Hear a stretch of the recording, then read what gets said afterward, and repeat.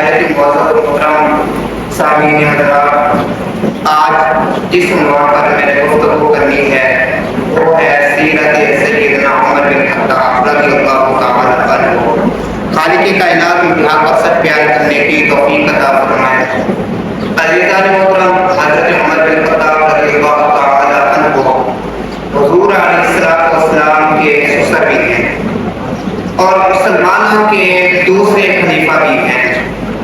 اور یہ حضور علیہ السلام کے وہ صحابی ہیں جن کے بارے میں میرے آقا نے فرمایا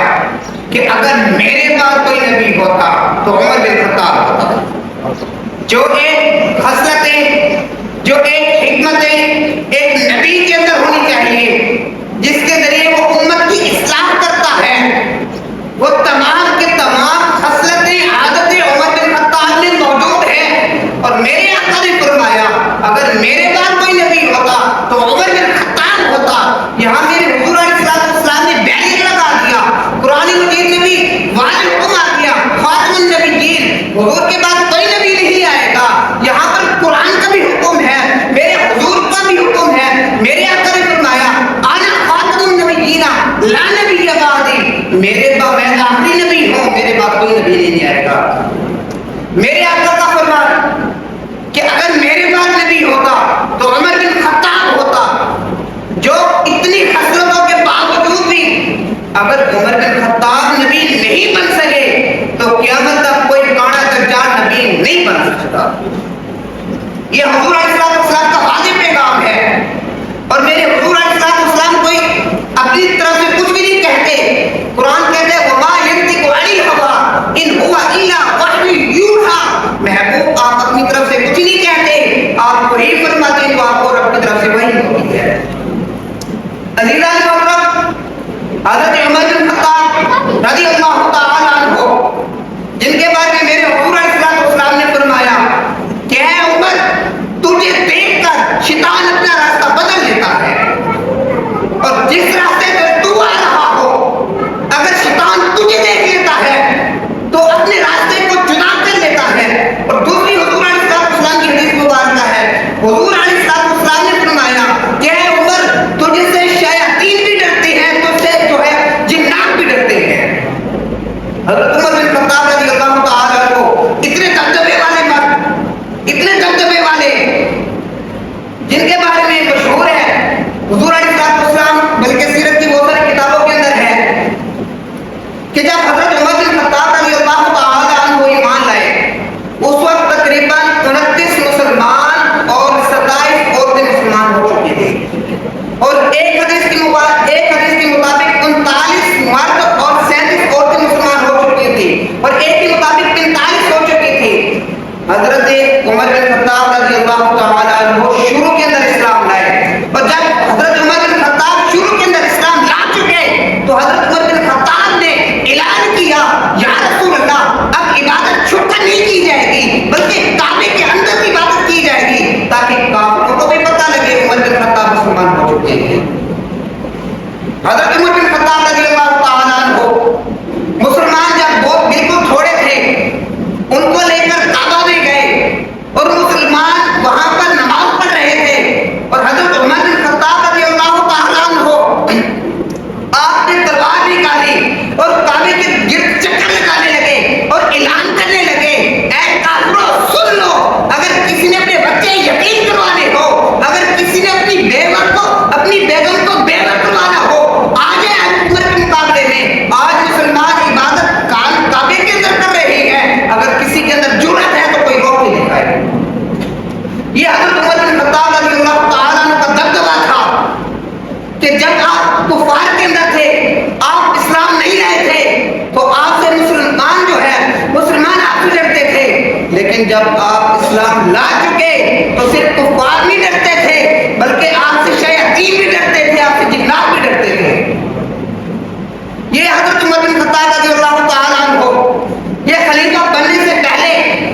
اتنا دبدبہ اور روح تھا، جن کے بارے میں میرے آقا مولا صلی اللہ علیہ وسلم نے ارشاد فرمایا اے عمر، جب تک تو میری امت میں موجود ہے میری امت میں فتنہ نہیں پھیل سکتا۔ اور حضرت عمر بن خطاب رضی اللہ تعالیٰ عنہ کے دور خلافت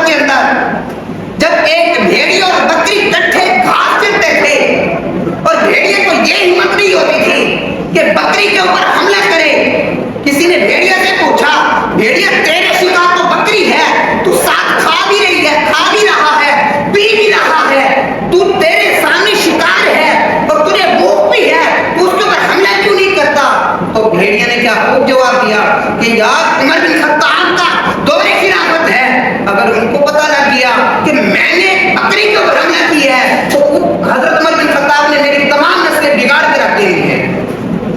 حضرت عمر بن خطاب رضی اللہ تعالیٰ عنہ جب آپ خلیفہ نہیں بنے تھے تب آپ اتنے سخت مزاج تھے، لیکن یہ سخت مزاجی صرف کافروں کے لیے تھی، مسلمانوں کے لیے نہیں تھا۔ یہ جو اپنا لہجہ سخت تھا، اشداء علی الکفار، جن کے بارے میں قرآن کہتا ہے کہ کافروں کے ساتھ سخت ہے، لیکن رحماء بینہم، آپس میں ان کے دل جو ہے موم کی طرح نرم ہے۔ یہ حضرت عمر بن خطاب رضی اللہ تعالیٰ عنہ کی یہ ایک خصلت ہے جس کو قرآن نے بیان کیا۔ اللہ اکبر، اتنے دبدبے والے، اتنے زور والے مرد، لیکن جب خلیفہ بنے وہ دبدبا دیکھیے، وہ زور دیکھیے۔ حضرت عمر بن خطاب رضی اللہ تعالیٰ عنہ جب خلیفہ بن چکے، آپ اپنا بھیس بدل کر مدینہ کی گلیوں میں گشت کرتے تھے، اور آپ کا فرمان ہے کہ اگر دریا فرات کے کنارے پر، دریا دجلہ کے کنارے پر اگر کوئی بکری کا بچہ بھی پیاسا مر گیا تو اس کا حساب عمر بن خطاب سے ہوتا۔ اور جب حضرت عمر بن خطاب رضی اللہ تعالیٰ عنہ آپ بھیس بدل کر مدینہ کی گلیوں میں گشت کر رہے تھے، جا کر دیکھا ایک بڑھیا کا جو ہے وہ ایک چھپری لگی ہوئی ہے اور اس کے اندر بڑھیا رو رہی ہے اور اندر سے کہہ رہی ہے اے اللہ عمر بن خطاب کی پکڑ کرنا، عمر بن خطاب کی پکڑ کرنا۔ جب حضرت عمر بن خطاب رضی اللہ تعالیٰ عنہ جب آپ نے یہ بات سنی تو تڑپنے لگے، وجد میں آ گئے۔ حضرت عمر بن خطاب رضی اللہ تعالیٰ عنہ اس عورت کے پاس گئے اور اس عورت سے جا کر اس کی مسائل پوچھے۔ جب اس بوڑھے نے اپنے تمام مسائل بتائے، اس عورت سے پھر حضرت عمر بن خطاب نے کہا کہ یہ بتاؤ کہ عمر بن خطاب سے ناراض کیوں ہو؟ تو عورت نے کہا کہ عمر بن خطاب نے کہا تھا کہ اگر دریا دجلہ کے کنارے بکری کا بچہ بھی پیاسا مر گیا تو اس کا حساب بھی عمر بن خطاب سے ہوگا۔ آج میرے بچے کئی دنوں سے بھوکے ہیں، کئی دنوں سے پیاسے ہیں، عمر کو میری خبر تک نہیں۔ تو حضرت عمر بن خطاب رضی اللہ تعالیٰ عنہ نے اس بڑھیا سے کہا کہ اے ماں، عمر بن خطاب کو معاف کر دے، اس کی اتنی بڑی سلطنت ہے، ہو سکتا ہے کہ وہ تیری خبر لینا بھول گیا ہو۔ تو اس عورت نے کہا کہ جب ایک سلطنت کو سنبھال نہیں سکتا، ایک سلطنت کی نگرانی نہیں کر سکتا تو عمر بن خطاب ایسی سلطنت کو چھوڑ کیوں نہیں دیتا؟ جب حضرت عمر بن خطاب رضی اللہ تعالیٰ عنہ نے یہ باتیں سنی تو آپ کی آنکھوں سے آنسو جاری ہو گئے کہ یار میری تو حکومت کے اندر ایک بوڑھی اپنے بچوں سے میں پیاسی بھی ہے اور بھوکی بھی ہے اور اس کی خبر مجھے نہیں۔ دوڑتے ہوئے گئے، جا کر مال غنیمت سے آٹا لیا اور بہت سارا راشن لیا اور لے کر اس بوڑھیا کے گھر آ گئے۔ اس بوڑھیا کو راشن دینے کے بعد کہنے لگے اے بوڑھیا، اب تو عمر بن خطاب کو معاف کر دے، اب تو عمر بن خطاب کو معاف کر دے۔ وہ عورت کہنے لگی، وہ بوڑھیا کہنے لگی اے نوجوان، میں تجھے تو بہت بھلا مجھے لگتا ہے، تو تیری خصلتیں بہت اچھی ہیں، لیکن میں عمر بن خطاب کو معاف نہیں کر سکتی کیونکہ اتنی میں دنوں سے بھوکی ہوں اور اس نے آج تک میری خبر گیری نہیں کی۔ حضرت عمر بن خطاب رضی اللہ تعالیٰ عنہ روتی آنکھوں سے کہتی ہیں، جملہ سنیے، حضرت عمر بن خطاب رضی اللہ تعالیٰ عنہ روتی آنکھوں سے کہتی ہیں کہ اے ماں، جس عمر بن خطاب کے بارے میں تو کہہ رہی ہے وہی عمر بن خطاب میں ہوں۔ عورت کے پاؤں سے زمین نکل گئی کہ عمر بن خطاب میرے گھر آئے۔ اور اس بڑھیا نے کہا کہ اے عمر، آج سے تو بھی گواہ ہو جا، تیرا خدا بھی گواہ ہو جائے، میں نے آج سے تجھے معاف کر دیا۔ یہ تھی حضرت عمر بن خطاب رضی اللہ تعالیٰ عنہ کی اپنے لوگوں کے ساتھ محبت، اپنے لوگوں کی خبر گیری۔ اللہ اکبر کبیرہ۔ حضرت عمر بن خطاب رضی اللہ تعالیٰ عنہ ایک بار جا رہے تھے، آپ مدینہ کی گلیوں میں گشت کرتے رہتے اور دیکھتے رہتے، اگر کوئی ضرورت مند نظر آتا آپ اس کی ضرورت کو پورا کرتے، جو چیز اس کو ضرورت ہوتی آپ اس کی ضرورت کو پورا کرتے۔ بظاہر آپ کے خود کے کتے کے اوپر 12 پیوند لگے ہوتے تھے، آپ اپنا کتا چین نہیں کرتے تھے۔ اللہ اکبر کبیرہ۔ حضرت عمر بن خطاب رضی اللہ تعالیٰ عنہ مدینہ کی گلیوں میں جا رہے تھے اور جب مدینہ سے باہر نکلے دیکھا کہ ایک خیمہ لگا ہوا ہے وہاں پر ایک جو ہے دیہاتی بندہ وہ پریشان بیٹھا ہے،